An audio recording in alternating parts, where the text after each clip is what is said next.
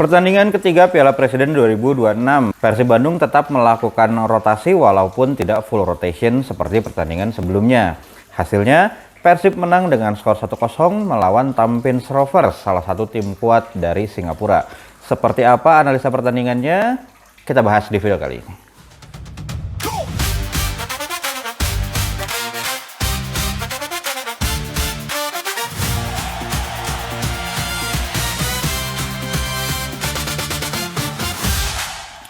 Ya, di pertandingan kali ini Igor Tolić tetap melakukan rotasi gitu ya. Namun di awal pertandingan, Coach Igor mencampur nih antara pemain muda dan juga pemain utama. Dampaknya memang terlihat ya perbedaan antara pertandingan kedua dan pertandingan ketiga, di mana para pemain muda terlihat tampil lebih percaya diri gitu ya. Jadi memang ada perbedaan nih ketika bermain dengan pemain-pemain yang bisa memberikan ketenangan, yaitu pemain utama tersebut gitu ya. Di video kali ini akan kita bahas secara taktikal bagaimana jalannya pertandingan antara Persib Bandung melawan Tampines Rovers. Seperti hasil channel ini, analisa akan ditampilkan dengan menampilkan pula data statistik dan juga analisa video pertandingan agar dapat memberikan gambaran yang lebih jelas kepada teman-teman. Kita mulai analisanya. Oke, di pertandingan kali ini Persib Bandung menampilkan hal yang sedikit berbeda nih, terutama di area fullback. Kalau biasanya back kiri itu lebih agresif gitu ya, biasanya ada Ihwan Tanamal atau ada Eliano gitu ya, dan sebelah kanannya cenderung yang lebih defensif, biasanya diisi oleh Kakang Rudianto. Nah, di pertandingan kemarin kebalik nih, justru di kirinya itu lebih defensif dan di fullback kanannya itu lebih agresif, lebih advance gitu ya. Di kiri diisi oleh Hamrahe Hanusa dan di kanan diisi oleh pemain muda Faris, dan itu seperti terlihat di video ini bagaimana secara positioning juga udah kelihatan gitu ya, bagaimana Faris lebih advance sedangkan Hamra cenderung lebih di belakang untuk melakukan balance-nya, sehingga Lucho yang di pertandingan kali ini bertindak seperti defensive midfielder pada saat Persib menguasai bola lebih sering mengisi sisi sebelah kanan gitu ya. Di video ini juga terlihat bagaimana dari mulai back memegang bola Faris sudah secara positioning gitu ya, sudah advance ke depan, dan untuk membalance-nya lagi-lagi Lucho bergerak mengisi sisi bek kanan. Karena hal tersebut dan Hamra juga tidak naik tinggi gitu ya, jadi kurang lebih secara struktur Persib seperti bermain dengan 4-1-5 di mana Gakuto Notsuda berperan sebagai single pivot gitu ya, dan di depan diisi oleh 5 pemain. Di kiri itu ada Raffi dan juga Berginho, di tengah ada Ramon, dan ketika Faris naik tinggi, maka William Barros yang mengisi half space sebelah kanan. Lalu untuk membalance sisi sebelah kiri nih, kalau sisi sebelah kiri kan Raffi itu cenderung sayap yang attackingnya dominan gitu ya, namun defensifnya masih kurang. Nah, di sini Hamra walaupun secara defensif cukup bagus gitu ya, tapi tetap perlu ada cover yang membantu Hamra ketika Tampines Rovers melakukan serangan, dan itu diisi oleh Gakuto Notsuda. Bagaimana ketika terutama pada proses transisi defensif gitu ya, Gakuto Notsuda sering membantu mengisi sisi sebelah kirinya Persib. Peran Gakuto Notsuda selain sebagai distributor bola juga berperan pada saat defensif, membantu mengcover sisi kiri pertahanan dari Persib Bandung. Lalu untuk fase in possession atau pada saat Persib memegang bola gitu ya, pada saat menyerang bisa dibilang Persib memiliki banyak variasi serangan. Salah satunya adalah bagaimana Persib juga sesekali melakukan direct ball kepada target man. Hal ini dilakukan karena Tampines Rovers di pertandingan kali ini mereka melakukan high press gitu ya. Bahkan ketika Persib memegang bola di area sendiri, para pemain Tampines Rovers sudah melakukan pressing gitu ya. Terlihat di video kali ini bagaimana ada banyak pemain Tampines Rovers nih di area pertahanan Persib gitu ya, di setengah area pertahanan Persib, sehingga salah satu opsi untuk bisa melakukan progresi bola adalah melakukan direct ball, umpan langsung ke depan kepada target man-nya. Dalam hal ini di babak pertama adalah Ramon Tanki dan di babak kedua adalah Balasa Sekulic gitu ya. Nah, untuk peran ini gitu ya, peran sebagai target man untuk melakukan hold up ball gitu ya, menurut pendapat saya gitu ya, dilakukan dengan baik oleh Ramon Tanki di babak pertama. Seperti itulah di video ini bagaimana direct ball-nya Persib gitu ya berhasil melewati garis lini tengahnya Tampines Rovers, diterima dengan baik oleh Ramon Tanki, dikembalikan kepada Berginho, dan Berginho melihat area space kosong gitu ya, yang bisa dieksploitasi oleh kecepatannya Raffi gitu ya, dan itu dilakukan sehingga Persib berhasil mencapai attacking third-nya gitu ya. Namun sayang memang peluang ini diakhiri dengan crossing Berginho yang tidak menemui sasaran gitu ya. Tapi secara konsep ini menarik bagaimana Ramon Tanki bisa berperan sebagai tembok lah gitu ya. Atau ini momen berikutnya di mana Ramon Tanki mendapatkan peluang emas gitu ya, tendangan dari dalam kotak penalti. Hal ini pun diawali dengan proses direct ball Persib Bandung gitu ya. Di momen ini bisa terlihat bagaimana Berginho nih kali ini seperti kita ketahui ya, 3 midfielder Persib itu selalu melakukan rotasi, dan di momen ini Berginho yang drop ke belakang gitu ya, seolah-olah dia sebagai single pivotnya. Dia menerima bola dan dia melihat bagaimana Ramon Tanki di depan punya space nih untuk bisa menerima bola. Bola dilepaskan kepada Ramon Tanki, dan setelah Ramon Tanki mendapatkan bola gitu ya, beberapa pemain juga ikut maju ke depan, terutama mengisi zona 14, zona di depan kotak penalti gitu ya. Hal ini dilakukan oleh William Barros dan Gakuto Notsuda. Akhirnya Ramon Tanki memberikan bola kepada William Barros yang mengembalikan kembali kepada Ramon Tanki gitu ya. Sehingga Ramon Tanki mendapatkan space di dalam kotak penalti. Eksekusinya menurut saya sudah cukup bagus gitu ya. Namun memang masih bisa dihalau oleh kiper. Lalu opsi kedua serangannya Persib Bandung adalah progresi melalui sisi sayap gitu. Dan di sini terlihat peran penting dari Gakuto Notsuda gitu ya, bagaimana dia bisa melakukan quick release, bisa memberikan umpan yang cepat gitu ya, dan progresif ke depan. Seperti contohnya di video kali ini, bagaimana umpannya bisa progresif ke depan kepada Lucho, menembus garis pertahanan pertamanya Tampin Srover gitu ya. Padahal celahnya sempit gitu, tapi Gakuto Notsuda bisa memberikan umpan yang akurat dan cepat juga gitu ya kepada Lucho, sehingga Luchonya juga punya ruang untuk membalikan badan dan dia melihat pergerakan dari William Barros. Namun sayang crossingnya William Barros tidak menemui Ramon Tanki gitu ya. Lalu di sini juga kelihatan bagaimana peran dari Gakuto Notsuda gitu ya. Setelah Berginho menerima bola di area pertahanan sendiri, Gakuto Notsuda bergerak mencari posisi, dan setelah dia mendapatkan posisi tersebut gitu ya, dia meminta bola kepada Berginho, dan dia juga langsung melakukan quick release. Dia melihat bagaimana Faris berlari di sisi sayap kanannya Persib gitu ya. Bola diberikan kepada Faris melakukan dribble, melakukan crossing yang cukup baik juga gitu ya, dan ini menjadi peluang terbaik dari Ramon Tanki yang sayang sekali sundulannya belum menemui sasaran, padahal dia udah bebas gitu ya, dan sangat disayangkan sekali memang peluang dari Ramon Tanki ini seharusnya memang bisa menjadi gol. Tapi secara konsepnya sudah terlihat gitu ya bagaimana Gakuto Notsuda sangat berperan dengan constant scanning, dengan quick release-nya gitu ya, sesuai dengan analisa kita untuk Gakuto Notsuda. Memang ditunjukkan di sistem permainannya Persib gitu ya. Quick release-nya tersebut, umpan yang cepat tersebut bisa membuat Persib bisa memprogresikan bola sebelum pertahanan lawan bisa kompak di belakang gitu ya, dan itu terlihat di dua momen tersebut. Dan opsi lain dari serangannya Persib adalah senjata utamanya Persib selama Piala Presiden ini, yaitu melakukan central progression gitu ya, utamanya menyasar zona 14. Di situ area di mana 60% assist terjadi gitu ya, dari area sedikit di luar kotak penalti. 80% created chance berasal dari area tersebut, sehingga jika bisa mengeksploitasi area tersebut, maka kemungkinan menciptakan peluangnya sangat tinggi. Contohnya adalah peluang Gakuto Notsuda gitu ya, bagaimana di momen ini Faris melakukan dribble ke tengah gitu ya, dan area dan zona 14 itu asalnya kosong nih. Nah, para pemain Persib tahu, kayaknya emang udah sering dilatih juga gitu ya, bagaimana area tersebut dibiarkan kosong dulu, dan pada timing yang tepat harus ada pemain yang masuk ke area tersebut. Di momen ini yang mencoba masuk ke area tersebut adalah Ramon Tanki dan William Barros gitu ya. Akhirnya Faris memberikan bola kepada William Barros, dan dengan satu sentuhan Barros melihat pergerakan Notsuda masuk ke kotak penalti, diberikan bola kepada Notsuda sehingga free Notsuda tanpa penjagaan di dalam kotak penalti. Namun sayang eksekusinya masih berhasil ditepis oleh kiper dari Tampin Srover gitu ya. Jadi menarik sekali bagaimana Persib ini fasih dalam mengeksploitasi zona 14 gitu ya. Jadi kapan harus mengisi area tersebut, kapan harus membiarkan kosong dulu gitu ya, dan pada saat timing yang tepat masuk ke area tersebut. Di babak kedua ada juga momen di mana Persib bisa mendapatkan peluang gitu ya dari central progression. Bisa terlihat bagaimana lagi-lagi pergerakan dari Adam Alis gitu ya, yang ada di area half space. Asalnya dia di depan, terus dia drop lagi ke midfield gitu ya. Itu mengikat satu pemain dari Tampin Srover, dan terlihat juga ada pergerakan dari Kakang Rudianto ya, yang melakukan overlapping di sisi kelebaran. Itu juga mengikat back kirinya dari Tampin Srover, dan jangan lupa juga ada pergerakan Balsa Sekulic gitu ya, yang berdiri di area tengah. Itu juga mengikat duet center backnya Tampin Srover kan. Sehingga ada area di half space pertahanan lawan gitu ya, yang bisa dieksploitasi oleh Raffi yang left winger gitu ya. Dia juga melihat ada peluang di area tersebut, dia melakukan diagonal run ke half space sebelah kanan gitu ya. Dan itu yang dilihat oleh Luka Menalo. Luka Menalo akhirnya melepaskan umpan yang akurat gitu ya.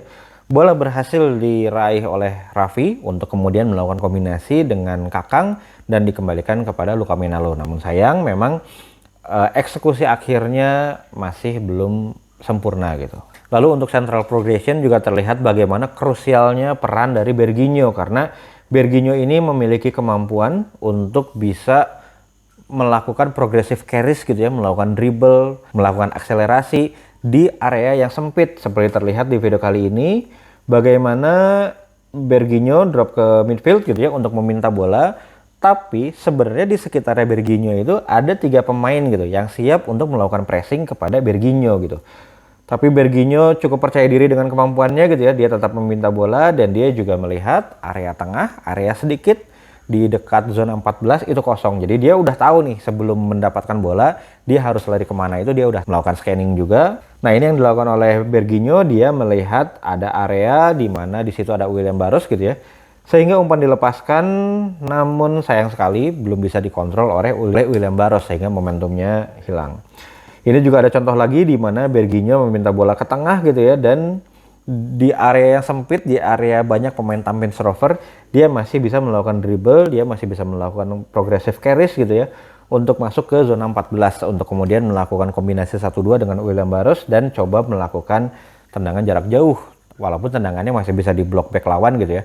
Tapi terlihat bagaimana peran dari Berginho, apalagi ketika nanti ketemu lawan yang memang compact di tengahnya itu sangat rapat gitu ya. Keberadaan Berginho untuk bisa meliuk-liuk di tengah gitu ya, untuk bisa melakukan central progression dengan dribblenya itu sangat dibutuhkan oleh Persib Bandung. Makanya kemarin dia mendapatkan cedera gitu ya, mudah-mudahan cederanya tidak terlalu parah, cederanya juga tidak lama, sehingga kalaupun dia tidak bisa bermain di Piala Presiden, dia masih bisa bermain. Yang penting adalah ketika melawan Manila Diker di tanggal 31 Agustus nanti gitu ya. Kita doakan aja, karena memang terlihat ketika Berginho di Piala Presiden ini dicoba oleh Igor Tolic bermain sebagai attacking midfielder gitu ya, itu keluar potensi sebenarnya dari Berginho gitu ya, karena area jelajahnya menjadi lebih luas ketimbang dia hanya sebagai winger, yang mana kalau di sisi kelebaran memang ruang geraknya menjadi sempit gitu ya. Lalu di babak kedua, cara Persib mengeksploitasi zona 14 juga menjadi lebih banyak opsi gitu ya, dengan hadirnya Balsa Sekulic seperti dijelaskan tadi gitu ya. Balsa Sekulic dengan Ramon sama-sama bisa hold up ball gitu ya, walaupun bedanya adalah kalau Ramon memang nggak bisa lama-lama pegang bola gitu ya, sebelum bolanya hilang harus diberikan lagi kepada temannya. Kalau Balsa Sekulic lebih bisa melakukan capping bola, lebih bisa melakukan sesuatu dengan bola gitu ya. Hal ini terjadi di momen ini, bagaimana sebelum gol terjadi gitu ya, ada satu momen juga di mana Balsa Sekulic menerima bola di zona 14. Dia sengaja drop nih dari posisinya sebagai pemain nomor 9, dia drop ke tengah meminta bola. Dan dengan gerakan yang efisien gitu ya, dia berhasil membalikan badan dan tiba-tiba mendapatkan ruang untuk dirinya bisa berkreasi gitu ya. Walaupun di momen ini masih gagal karena terlalu banyak pemain tampil server di sekelilingnya gitu ya. Tapi itu tidak terjadi di peluang kedua, di mana dia berhasil menerima bola dari Deddy Kusnandar gitu ya. Dia langsung membalikan badan, dia langsung mendapatkan ruang tembak yang sebenarnya tidak terlalu lebar gitu ya ruang tembaknya. Tapi dengan kepercayaan dirinya, dia melakukan tendangan jarak jauh, dan itu ternyata berhasil menghujam. Tendangan roket berhasil dilesakkan oleh Balsa Sekulic gitu ya. Kalau saya melihat ini, tentu ini jadi angin segar untuk Persib gitu ya, punya striker yang tendangan jarak jauhnya juga bagus gitu. Nggak cuma punya finishing bagus di dalam kotak penalti, tapi juga berbahaya di luar kotak penalti. Ini sekaligus memberikan statement juga nih untuk back-back calon lawan Persib berikutnya. Balsa Sekulic bukan cuman harus dijinakkan di dalam kotak penalti gitu ya, tapi kalau di luar kotak penaltinya dia diberikan ruang, itu akan berbahaya juga, karena Balsa Sekulic tipikal pemain yang suka drop ke tengah gitu ya. Kalau dia di marking terus, ada area yang kosong di belakang back gitu, itu bisa dieksploitasi oleh winger-winger Persib. Tapi kalau misalkan ketika Balsa Sekulicnya drop ke tengah nggak diikutin gitu ya, dia bisa menerima bola dan juga bisa melakukan tendangan jarak jauh. Jadi semakin memusingkan nih buat calon-calon lawan Persib berikutnya gitu ya. Dan ini yang terjadi di pertandingan kemarin, bagaimana Balsa Sekulic menciptakan gol kemenangannya Persib dengan cara yang spektakuler gitu ya, dengan tendangan jarak jauh. Itu dari sisi attackingnya Persib. Yang luput dari perhatian kita gitu ya adalah bagaimana solidnya pertahanan dari Persib Bandung. 3 pertandingan, 3-tiganya clean sheet gitu ya. Teja main di pertandingan pertama lawan Arema, clean sheet. Fitrah Maulana di pertandingan kedua dan ketiga bermain, dia dapat clean sheet juga gitu ya. Kalau kita lihat, Tampines Rover itu memang tim yang mengeksploitasi kedua sisi flanknya gitu ya. Ini kelihatan dari bagaimana struktur build up mereka. Kedua sisi kelebaran itu mereka menempatkan satu pemain gitu ya, tujuannya untuk stretch pertahanannya dari Persib Bandung gitu ya. Selain itu, dan ada perbedaan juga nih antara sisi kanan dan sisi kiri penyerangannya Tampines Rover gitu ya. Kalau di sisi kanan kecenderungannya mereka melakukan overload. Terlihat di video kali ini bagaimana kalau kita bagi dua lapangan gitu ya, kanan dan kiri, di sebelah kanan penyerangannya Tampines Rover itu ada sampai 4-5 pemain gitu ya. Sedangkan di sisi kiri hanya ada 2. Bek kiri yang menarik William Barros gitu ya, dan juga penyerang sayap kiri yang tinggal 1 lawan 1 lawan bek kanannya Persib gitu ya. Dan pada akhirnya memang proses serangannya dari Tampines Rover banyak melakukan direct ball juga. Baik itu direct ball maupun diagonal long ball gitu ya, dengan mengincar area di belakang back sayapnya Persib. Seperti terlihat di video kali ini bagaimana umpan dari direct ball-nya ke penyerang sayap kirinya Tampines Rover gitu ya, hampir membuahkan hasil karena Faris nih sebagai pemain muda ya mungkin belum banyak pengalaman juga gitu ya, dia tidak menyadari ada pemain yang berlari di blind side-nya dia gitu, sehingga hampir penyerang sayapnya Tampines Rover ini mendapatkan bola, tapi berhasil diamankan oleh Fitrah dan juga Patricio Matricardi gitu ya. Ini contoh lainnya bagaimana kalau di sebelah kanan mereka menerapkan overload gitu ya. Terlihat di video kali ini bagaimana ada satu pemain tuh yang kosong di area pertahanan sebelah kirinya Persib gitu ya. Tercipta posisi 2 lawan 1 nih gitu ya. Jadi 2 lawan 1 di kelebaran, dan itu yang dieksploitasi oleh Tampines Rover. Mereka juga memiliki pemain dengan kualitas diagonal long pass yang cukup bagus gitu ya. Dan crossingnya pun ada beberapa yang berbahaya seperti di momen ini hampir saja early cross-nya berhasil diterima oleh penyerang sayap kirinya gitu ya, tapi untungnya eksekusinya tidak sempurna. Nah, namun memang pertahanan Persib sangat kokoh nih dalam mengantisipasi crossing serangan-serangannya Tampines Rover dari sisi sayap.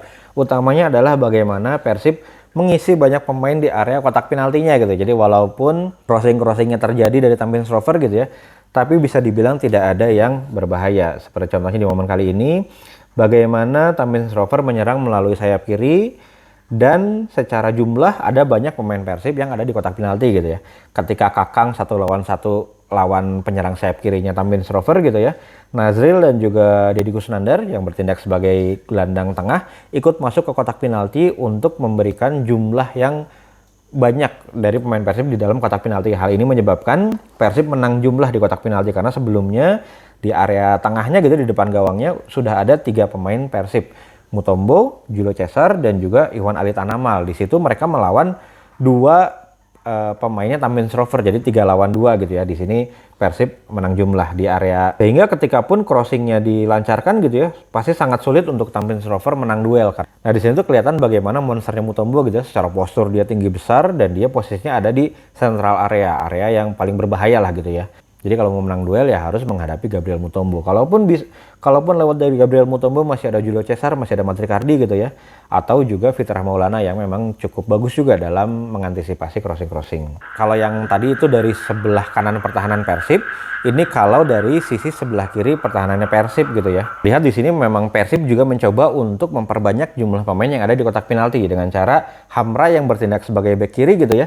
Itu ikut masuk ke tengah sehingga membuat ada 4 pemain Persib yang siap untuk menerima crossing gitu ya. Lalu yang duel dengan penyerang sayapnya adalah Raffi yang turun ke belakang dan dibantu oleh Gakuto Notsuda, sehingga posisi 2 lawan 2-nya itu Raffi melawan Notsuda melawan 2 pemain dari Tampines Rover. Nah di sini pada saat 2 lawan 2 pun penyerang Tampines Rover gitu ya, dia melihat ke kotak penalti, wah 4 lawan 2 nih. Ada Mutombo pula di situ gitu ya. Jadi untuk menang duel akan sangat sulit. Apalagi di sini juga Notsuda dan Raffi juga cukup solid ternyata gitu ya defensifnya, sehingga berhasil digagalkan bahkan sebelum crossing dilakukan. Di momen berikutnya lagi-lagi kurang lebih sama seperti tadi gitu ya, Hamranya masuk ke kotak penalti sehingga ada 4 pemain yang siap menerima crossing, lalu 2 pemain yang melakukan duel adalah Notsuda dan juga Raffi gitu ya, dan lucunya menjaga area di sekitar luar kotak penalti untuk persiapan second ball. Di sini crossing berhasil dilakukan, namun di situ ada Mutombo gitu ya yang udah siap untuk memenangkan duel-duel udara. Nah itu jadi bisa dibilang kemarin strategi utamanya Tamin Shrover adalah melakukan serangan melalui kedua sisi sayap gitu ya untuk selanjutnya dilakukan crossing, tapi tidak ada crossing yang berbahaya. Itu terlihat dari data statistik gitu ya. Bagaimana kalau di babak pertama mutlak sebenarnya Persib lebih dominan gitu ya. Persib lebih banyak menciptakan peluang juga. Bahkan kalau untuk Tamin Shrover-nya tidak ada shots on target yang berhasil dilakukan gitu ya. Secara ball position juga Persib menang walaupun tipis gitu ya. Sedangkan di babak kedua bisa dibilang Tamin Shrover lebih dominan dari sisi penguasaan bola. 63% berbanding 37% gitu ya. Persib cuma kebagian 37%. Tapi kalau teman-teman lihat total shots-nya sama nih, sama-sama 2 gitu ya. Dan Tamin Shrover ada 2 yang on target, itu nggak ada yang dari crossing. Dua-duanya itu dari tendangan jarak jauh di luar kotak penalti. Yang satu diamankan dengan mudah oleh Fitrah Maulana, yang satu lagi ditepis dengan spektakuler oleh Fitrah Maulana gitu ya. Ini menandakan crossing-crossing strategi utamanya Tamin Shrover itu berhasil dipatahkan oleh lini pertahanannya Persib Bandung gitu ya. Dan yang menarik juga untuk data statistik di babak kedua gitu ya, shots on targetnya Persib itu cuma 1, yaitu satu-satunya gol dari Balsa Sekulic gitu ya. Untuk data statistik yang lebih detail lagi ada dari lapang bola gitu ya. Ini kelihatan juga bagaimana di babak pertama Persib memang sangat dominan. Dia menang di hampir semua data statistik gitu ya. Mulai dari jumlah shots, mulai dari jumlah pas gitu ya. Jumlah umpannya lebih banyak Persib, pas akurasinya juga lebih banyak Persib, lebih bagus Persib gitu ya. Apalagi kita lihat kalau create chance-nya, lalu pass to final third, pass to box-nya, itu Persib semuanya unggul. Sedangkan di babak kedua, ya seperti kita lihat tadi gitu ya, secara ball possession memang Tamin Shrover lebih unggul gitu ya. Secara jumlah shots juga lebih unggul Tamin Shrover gitu ya. Tapi memang kalau kita lihat dari jumlah create chance-nya gitu ya, ternyata Persib masih lebih unggul. Artinya dengan penguasaan bola yang tidak terlalu dominan pun Persib masih bisa lebih banyak melakukan create chance daripada Tamin Shrover gitu ya. Ini juga harus diapresiasi baik sisi attacking maupun defensifnya dari Persib Bandung gitu ya. Bagaimana Persib secara sistem gitu ya bisa membentuk sistem pertahanan yang membuat lawan itu sangat sulit untuk bisa mendapatkan peluang ke gawangnya Persib Bandung gitu ya. Jadi kurang lebih seperti itu. Memang kalau kita berbicara skor gitu ya, Persib 3 pertandingan ini 1-0, 1-0, 1-0 menang tipis semua gitu ya. Tapi kalau di pramusim ini hasil itu menjadi nomor sekian gitu. Yang paling penting adalah bagaimana di pramusim ini para pemain saling mengenal gitu ya. Hal itu juga dikonfirmasi oleh Coach Igor gitu ya. Jadi saya kemarin dalam analisa-analisa yang saya buat ini gitu ya, saya iseng nih kirim DM ke Coach Igor dan ternyata dibalas gitu ya. Dan ini balasan dari Coach Igor gitu ya, saya kirim screenshotnya. Bagaimana dia mengatakan bahwa di pramusim ini mereka masih saling mengenal siapa mereka gitu ya, siapa rekan setimnya, siapa lawannya gitu ya. Bagaimana memang pertandingan pramusim ini dipakai Coach Igor untuk membuat tim ini semakin mengenal untuk kemudian menjadi semakin kuat gitu ya. Di saat ada pemain baru, kita ngelihatnya sih permainan Persib udah cukup cair gitu ya, udah cukup fluid gitu ya, progresinya juga berjalan dengan baik. Mudah-mudahan ini akan terus improve gitu ya. Dan di salah satu sesi wawancara Coach Igor juga pernah bilang bahwa Persib itu nanti akan ketemu lawan dengan tipikal yang berbeda gitu ya. Ada yang dengan low block, ada yang dengan high press gitu ya, ada yang dengan middle block gitu ya, dan sebagainya gitu. Jadi memang kalau kita lihat lawan-lawannya Persib di Piala Presiden ini juga cukup beragam gitu ya. Ada Arema dan DPMM yang mungkin lebih banyak bertahan gitu ya. Ada juga Tamin Shrover yang lebih suka menguasai bola gitu ya. Dan kalau kita lihat bagaimana Persib bisa menyesuaikan gitu ya dengan apa yang dibutuhkan ketika menghadapi lawan yang seperti apa. Dan kita doakan juga ya mudah-mudahan cederanya Berginho tidak parah dan tidak lama gitu ya, karena di pertandingan kemarin kelihatan bagaimana krusialnya peran Berginho terutama untuk central progression.